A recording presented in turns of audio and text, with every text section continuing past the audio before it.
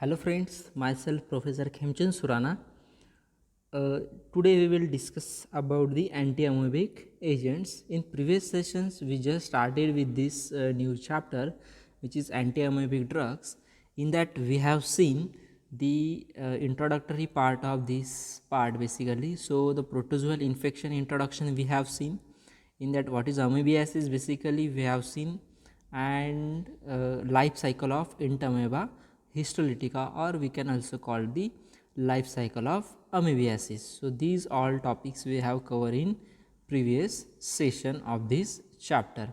So now today we will started the new basic point of this chapter is the clinical classification of anti-amoebic drugs, or we can call the classification of anti-amoebic drugs. So in this classification there are basic three categories.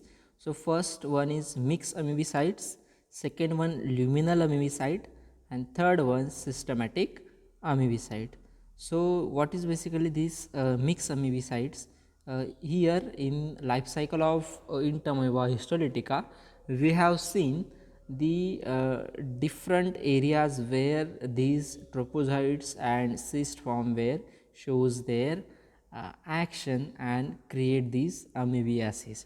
So the luminal area where the tropozoites were formed and penetrate into the intestinal wall, and this is what the systematic region where they already penetrated these tropozoites and into liver they were causes the liver abscesses.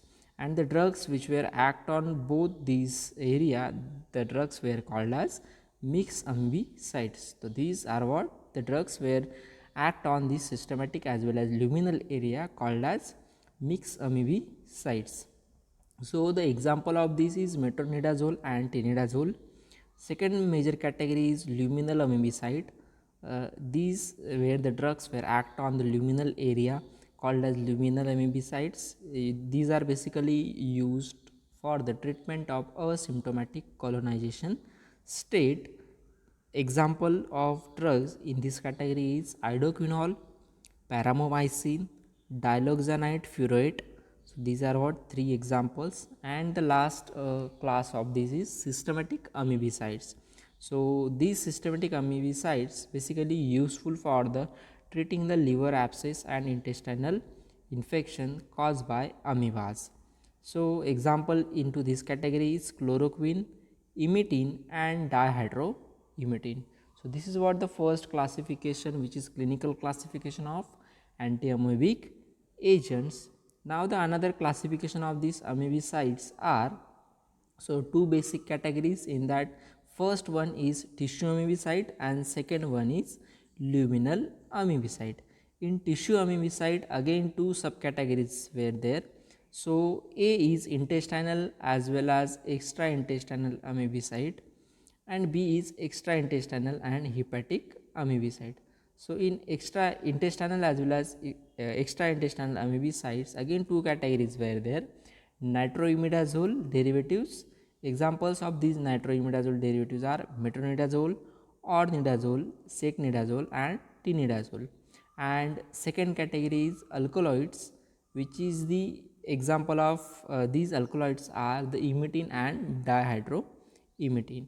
And second category is extraintestinal and hepatic amoebicides, for example chloroquine. So second category of this classification is luminal amoebicides. In that again three subtypes are there. So first is amide derivatives. Example of this amide derivative is diloxanate furoate. Second one is 8-hydroxyquinoline, idoquinol and cleoquinol. And third one is antibiotics. Example tetracycline and pramomycin. So this is what the another classification of these anti-amoebic drugs or anti-amoebicides you can call. And the last one is the chemical classification of these anti-amoebic drugs. This is what important as per your chemistry point of view. So again the seven categories over there. So first is nitroimidazole derivatives. Example is metronidazole, tinidazole, ornidazole, and secnidazole. And second one is dichloroacetamide. Dichloroacetamide having example diloxanate furoate, etofamides, clifamides, and taclosan. And the third category is emetine. Emetine examples emetine and dihydroemetine. Fourth one is halogenated 8 hydroxyquinolines, cleoquinol, idoquinol. These are the examples of these halogenated 8 hydroxyquinolines. Then fifth one is the 4 amino quinoline derivative. Example chloroquine, which is also anti-malarial drug. Then next one is antibiotic. Example paramomycin and tetracycline. And seventh, which is the last, nitrothiazolidine derivatives. Example is nitazoxanide. So this is what the chemical classification of these antiamoebic agents. So these three classification we have seen. So today we will just start with the details of the first category, which is what the drugs which were effective in the both intestinal as well as hepatic amebicide. So in that the first major category as per our chemical classification is the nitroimidazole derivatives. So here the structure of these nitroimidazole is giving imidazole 1,3 nitrogen is there and nitro group substituted at fifth position. So this is what the basic structure. IUPAC name of this nitroimidazole is 5-nitro-1-H-imidazole. So these nitroimidazoles are highly effective against the anaerobic microorganism and parasitic infections. So these are what basically highly effective against anaerobic microorganisms and parasitic infection. So the nitro group is highly reactive in nature and responsible for its pharmacological action. So this nitro group is as per our SAR point of view. So nitro group is what essential for the activity. So nitro group is highly reactive in nature and which is what responsible for pharmacological action.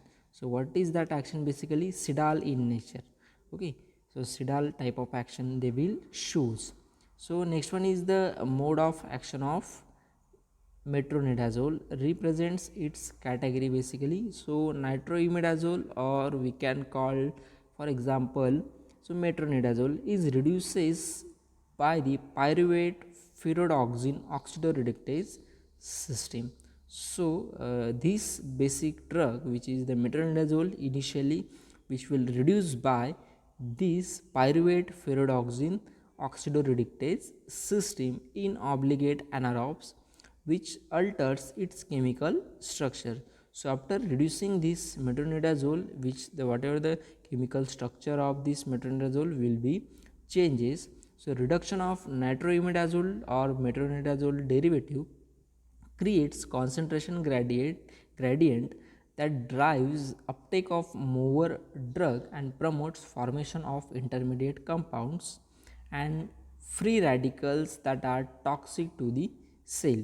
So once this metronidazole will be reduces, so after reducing this whatever the reduced form of metronidazole, which create the concentration gradients into the that cell and which promotes and form the free radical, and these free radicals were what toxic to the particular cell. So here we can see the structure of metronidazole. Imidazole ring is there. At one position CH2OH is given, second position CH3 substitution, and at fifth position nitro group is there. So nitro group is essential for activity. The IUPAC name of this metronidazole is 2,2-methyl 5-nitro-1-H imidazole 1-vial ethanol. Again in this schematic representation the mode of action has been given. So we will again look it into this. So metronidazole basically undergoes the chemical reduction by ferredoxin and ferredoxin related processes. We can call the pyruvate ferredoxin oxidoreductase system. In previous slide we have discussed. So reduced product are responsible for the bactericidal effect against anaerobic bacteria. So whatever anaerobic bacteria will be there, these reduced form of metronidazole will causes the bactericidal effect against their anaerobic bacteria. So amoebiasis, metronidazole kills int amoeba histolytica trophozoites. So whatever the we have seen the life cycle of int amoeba histolytica. In luminal side there is what the trophozoites were formed and penetrate into intestinal valve. So this metronidazole kills these int amoeba histolytica trophozoites, which is what the active form of these int amoeba histolytica, but not cyst, because inside the body the cyst is not active. Cyst is active only outside the body, we have seen in previous session. So note this: in dracunculitiasis, metronidazole effects are anti-inflammatory. So again these kinds of shows the anti-inflammatory effects. So this is what the mode of action we have discussed in this pictorial diagram. So how it reduces into the particular free radical form. So this is metronidazole. Metronidazole will goes inside the cell, and what is the ferrotoxin, that is what reduced form, which reduces this metronidazole into metabolite, and these metabolite were penetrated into cell and fragmented the DNA. So this is what the basic mechanism of metronidazole. You can write like this into the structural form. So next is metabolism of this metronidazole basically. So in the liver, metabolism of metronidazole leads to two major metabolites: hydroxylation of 2-methyl group to 2-hydroxymethyl metronidazole and oxidation to metronidazole acetic acid. So two major metabolites were there.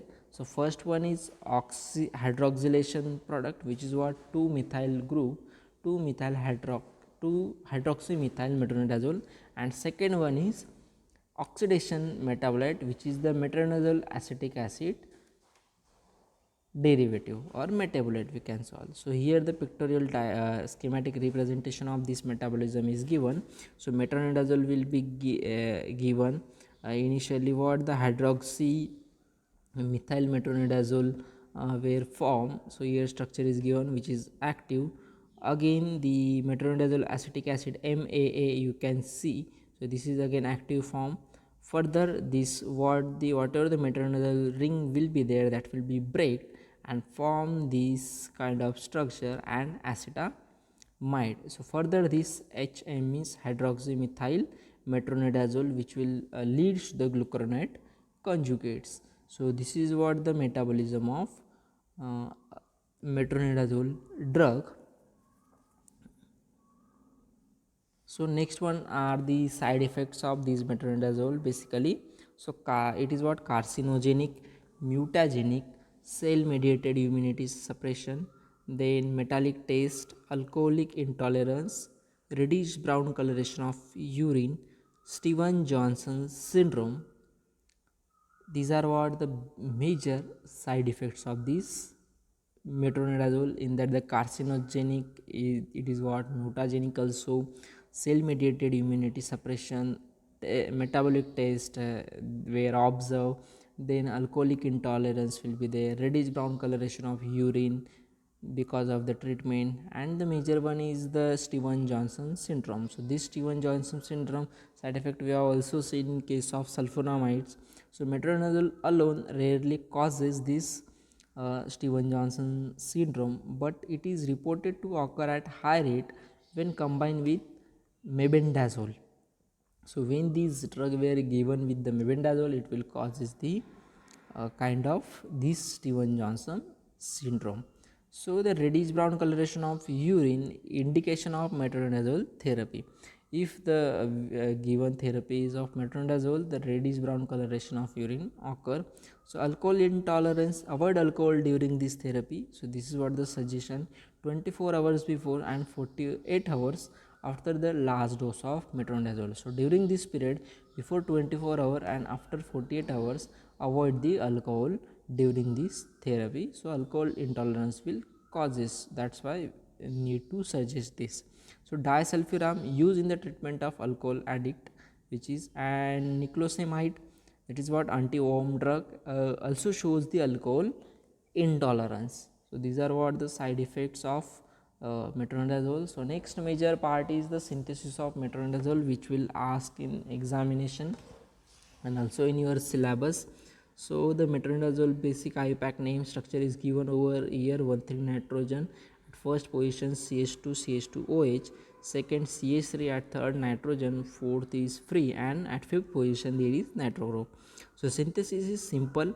So whatever the starting material given, glyoxal plus 2 ammonia molecules plus acetaldehyde, so this will react and it will cyclize. The cyclization will be occur, will get the 2-methyl imidazole. Further, with nitration, HNO3 and H2SO4 will get the 2-methyl 4-nitro imidazole. And when these were treated with this whatever Cl, CH2, CH2OH and NaOH, means basic condition, will get the by removal of HCl will get the nitro-imidazole. So this is what the basic synthesis of metronidazole, which is important. Further, the uses of these metronidazole are useful in the amoebic dysentery and hepatic abscess, trichomonas infections, useful in trichomonas infections, T. vaginitis we can call, Giardial infection, Giardia lambilis, and last one is ulceration of gums, means gingivitis. So whatever the drug interaction is again given over here, metronidazole potentiate the anticoagulant effect of coumarin and anticoagulant. So this is what the about all metronidazole. So further drugs of this class of nitroimidazole we will discuss into the next session. Till that, happy learning and thank you.